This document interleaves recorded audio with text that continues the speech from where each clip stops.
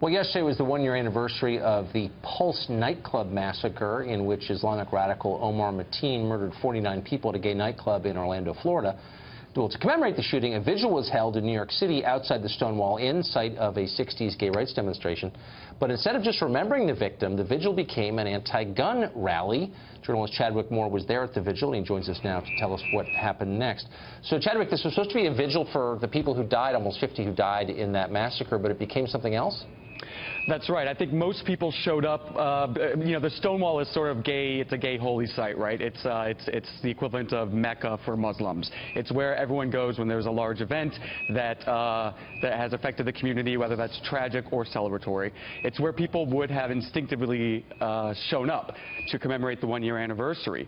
What happened was this far left anti-gun group essentially got the permit, I'm assuming, to hold a rally that day yesterday outside of Stonewall. And they were the sponsors of this event. So people who were coming to mourn, who were coming to be together to reflect, who want to give politics a break, instead were being subjected to this sort of anti-gun propaganda, all of these signs, all of this anti-Trumpism.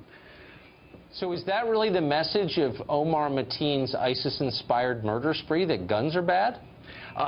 Apparently, according to this group, there was no reference to Islam that I heard whatsoever.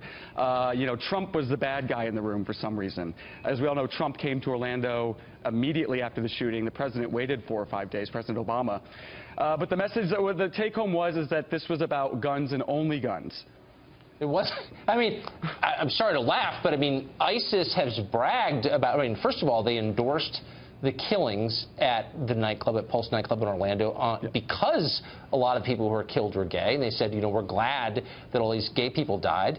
And they've also bragged about murdering people for being gay in the territories that they hold. None of the people at this rally noted that?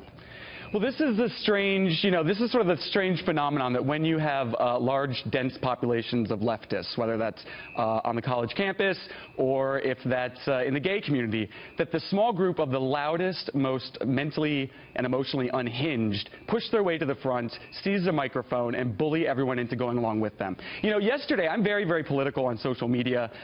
Yesterday, because I was so personally affected emotionally affected by the tragedy, I said, I'm not posting anything political today. You know, I'm going to post about remembering the victims. I'm going to post about celebrating their lives. But, you know, attacking radical Islam can wait till Tuesday. This group couldn't wait 2 hours. And so they subjected everyone who showed up into their radical ideology. And, you know, most gay people aren't political. Most gay people, you know, they care about pop music and going to the beach. But they probably know what the Second Amendment is. And so they show up to be together, to celebrate the community, to mourn together. And instead, they're just fed this anti-gun nonsense. Well, it's just weird, though. I mean, whatever you think of guns or wherever you are on gun control, here's this group that hates you, that wants to kill you for who you are and says so out loud. And yet organizations like this are madder at Chick-fil-A than they are at radical Islam. I just find it inexplicable. I don't understand why. Why wouldn't you be, I don't know, fighting back against a group that says it wants to kill you? It is so mind-blowing. It makes no sense whatsoever. It is one of the great, bizarre paradoxes of the left, where they're bringing these people, these groups together that you're absolutely right. Muslim, extreme radical Muslims, ISIS want us dead. They're not fighting so they, you know, don't have to bake our cake for our wedding. They want us dead. Their philosophy preaches it, and the left is silent. You know, the media still won't call it terrorism. The Washington Post yesterday, the Washington Compost, as we call it, they would not say Islam, or they would not say terrorism in their reporting on the one-year anniversary at all. It was gun violence, even in the Washington Post. Boy, it's like they're so ideological that they subvert their own interests. They refuse to see what's in their own interest because it's somehow not allowed.